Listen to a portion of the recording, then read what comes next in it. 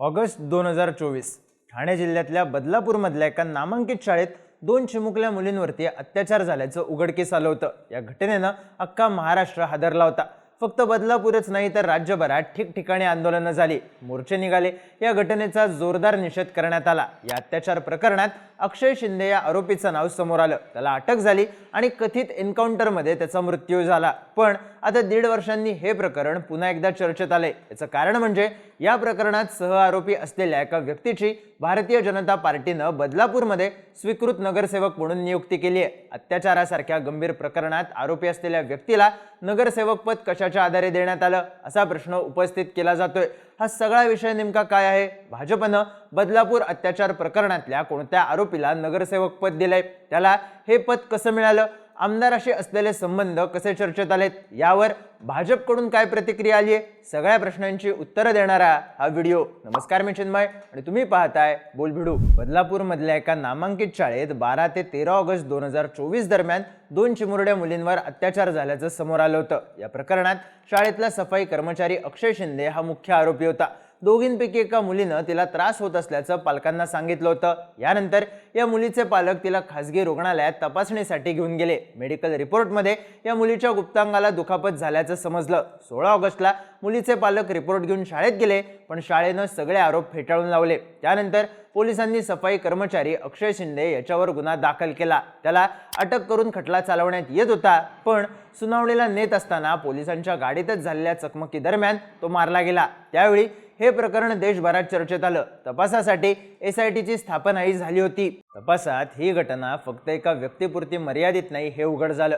शाळेकडून हा गंभीर प्रकार दडपण्याचा प्रयत्न झाला होता। हे प्रकरण उघडकीस येऊ नये म्हणून शाळा प्रशासन आणि काही पोलीस अधिकाऱ्यांनी पालकांवर दबाव टाकल्याचा आरोप झाला। तसंच अत्याचारापूर्वीच्या 15 दिवसांचं CCTV फुटेजही रहस्यमयरित्या गायब करण्यात आल्याचं समोर आलं। राज्य सरकारनं या प्रकरणाची पुरेशी दखल न घेतल्यानं संतप्त बदलापूरकरांनी 20 ऑगस्टला तब्बल 12 तास रेल रोको आंदोलन केलं होतं। या आंदोलनानंतर न्यायालयानेही सरकारच्या भूमिकेवर कठोर शब्दात ताशेरे ओढले। या सगळ्या घडामोडींनंतर शाळेचे अध्यक्ष उदय कोतवाल, सचिव तुषार आपटे आणि मुख्याध्यापिका अर्चना आठवले यांना सहआरोपी करून त्यांच्या विरोधात पॉक्सो कायद्याअंतर्गत गुन्हे दाखल करण्यात आले। पण गुन्हा दाखल होताच आपटे आणि कोतवाल हे दोघं फरार झाले होते। अखेर ठाणे गुन्हे शाखेच्या पथकानं तब्बल 44 दिवसांच्या तपासानंतर तुषार आपटेला कर्जत इथल्या एका फार्म हाऊसमधून अटक केली। माध्यमांमध्ये असलेल्या बातम्यांनुसार त्यानंतर फक्त 48 तासात तुषार आपटेला जामीन सुद्धा मंजूर झाला होता।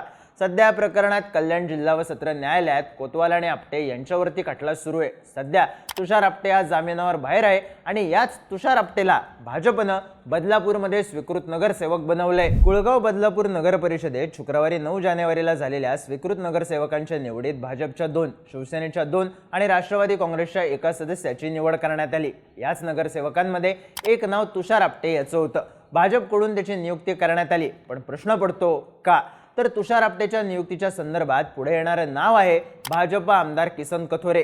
तुषार आपटे हा मुरबाडचे आमदार कथोरे यांचा निकटवर्ती असल्याचं सांगण्यात येतं। कथोरे हे भाजपच्या तिकिटावर मुरबाडमधून सलग 3 वेळा आमदार आहेत। कुळगाव बदलापूर नगर परिषदेमध्ये सुद्धा त्यांचा चांगला होल्ड आहे। यावेळी या नगर परिषदेमध्ये भाजप आणि अजित पवारांच्या राष्ट्रवादीच्या युतीने मोठं यश मिळवलं होतं। 49 पैकी 24 नगरसेवक शिंदेच्या शिवसेनेचे निवडून आले होते, तर भाजपचे 22 आणि राष्ट्रवादीचे 3 असं बहुमत भाजपच्या बाजूने तयार झालं। नगराध्यक्ष पदावरती सुद्धा भाजपच्या रुचिता घोरपडे यांनी मोठा विजय मिळवला। नगर परिषदेच्या निवडणुकीत तुषार आपटेने भाजपचे जास्तीत जास्त नगरसेवक निवडून येण्यासाठी काम केलं होतं। नगराध्यक्षपदाची निवडणूक सुद्धा मोठ्या फरकाने जिंकवण्यात त्याचा मोठा वाटा होता। किसन कथोरे यांच्याशी असलेली जवळीक, त्यांचा कट्टर कार्यकर्ता ही ओळख आणि नगर परिषद निवडणुकीत केलेलं काम याचं फळ म्हणून तुषार आपटेला स्वीकृत नगरसेवक म्हणून जबाबदारी देण्यात आल्याची चर्चा आहे। मुळात हे सगळं प्रकरण घडलं होतं तेव्हा शाळा प्रशासनावर भरपूर आरोप झाले होते। पालकांनी मेडिकल रिपोर्ट देऊन सुद्धा याकडे लक्ष दिलं नाही, मुलींच्या सुरक्षिततेची काळजी घेतली नाही, CCTV फुटेज नष्ट करून पुरावे दडवण्याचा, आरोपीला वाचवण्याचा प्रयत्न झाला असे आरोप शाळेच्या व्यवस्थापनावर करण्यात आले होते। त्यात अक्षय शिंदेच्या कुटुंबियांकडून अक्षय मानसिकदृष्ट्या सक्षम नसल्याचा दावा करण्यात आला होता। तेव्हाही जर अक्षय सक्षम नव्हता तर त्याला मुलींच्या सुरक्षेसाठी का नेमण्यात आलं? शाळेत मुले असताना महिला सुरक्षा रक्षक किंवा मदतनीस का नेमण्यात आल्या नाहीत असे प्रश्न विचारण्यात आले। या सगळ्यासाठी शाळा प्रशासनाला जबाबदार धरण्यात आलं। यात शाळा प्रशासनात तुषार आपटेचा सहभाग होता। त्यामुळे त्याचा शोध सुरू होता. तब्बल 44 दिवस तो फरार होता. त्यानंतरही फक्त 48 तासात त्याला जामीन मिळायचं कारण त्याचे राजकीय लागेबांधे असल्याची चर्चा झाली. जेव्हा हे प्रकरण राज्यभर चर्चेत आलं होतं तेव्हाही या प्रकरणातला फरार आरोपी भाजपशी निगडीत असल्याची चर्चा झाली होती. अशा बातम्या सुद्धा आल्या होत्या. आता त्याच आरोपीला थेट स्वीकृत नगरसेवक पद दिल्यानं भाजपवर टीकेची झोड उठवण्यात येत आहे. ज्याने गंभीर गुन्ह्यातल्या आरोपीला पाठीशी घालण्याचा, गुन्हा लपवण्याचा प्रयत्न केला त्यालाच त्या भागातला नगरसेवक बनवून भाजप काय मेसेज देत आहे? भाजप गुन्हेगारांना अभय देते का? असे प्रश्न विचारण्यात येत आहेत. या सगळ्या प्रकरणावर ठाकरेंच्या शिवसेनेचे नेते खासदार संजय राऊत यांनी ज्या शाळेच्या आवारात एका मुलीवर अत्याचार झाला त्या शाळेच्या संचालकांवर जबाबदारी नाही का? हे आपटे नावाचे गृहस्थ RSS आणि भाजपचे आहेत. त्यांना लैंगिक अत्याचाराबद्दल भाजपने इनाम दिला आहे का? आरोपी अद्याप न्यायालयातून निर्दोष सुटलेले नाहीत आणि खटला अजून प्रलंबित आहे.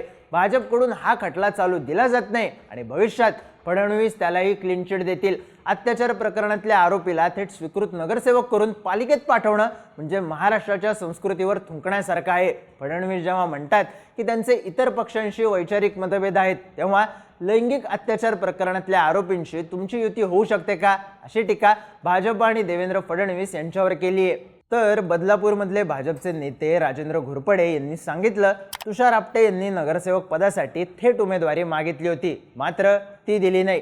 निवडणूक काळात आपटे यांनी पक्षाच्या इतर उमेदवारांसाठी मोठ्या प्रमाणावर मेहनत घेतली. त्यांच्या प्रयत्नांमुळे भाजपचे 4 उमेदवार मोठ्या मताधिक्याने विजयी झाले. तुषार आपटे हे सामाजिक कार्यकर्ते आहेत, तसंच ते एका नामांकित शिक्षण संस्थेवर पदाधिकारी आहेत. त्या प्रकरणात ते आरोपी असले तरी त्यांच्यावर दोष सिद्ध झाला नाही. तसंच मुख्य आरोपीला शिक्षा मिळाली आहे. त्यांनी पक्षाचे उमेदवार निवडून आणण्यासाठी महत्त्वाचं काम केलं, त्यामुळे पक्षाचं काम करणाऱ्या एका कार्यकर्त्याला हे पद दिलं. आता भाजपकडून असं स्पष्टीकरण देण्यात आलं असलं तरी टीका थांबलेल्या नाहीत. अक्षय शिंदेचं थेट एन्काउंटर होत असेल तर तुषार आपटेला नगरसेवक पदाची जबाबदारी का, असा संतप्त सवाल सुद्धा विचारण्यात येत आहे. त्यामुळे आता भाजप नेतृत्वाकडून काय भूमिका घेण्यात येणार हे पाहणं महत्त्वाचं असेल. भाजपच्या या निर्णयाबद्दल तुम्हाला काय वाटतं? तुमची मतं आणि प्रतिक्रिया कमेंट करून नक्की सांगा आणि राजकीय घडामोडी विस्तारानं जाणून घेण्यासाठी बोलबिडूच्या YouTube चॅनलला सबस्क्राईब करायला विसरू नका.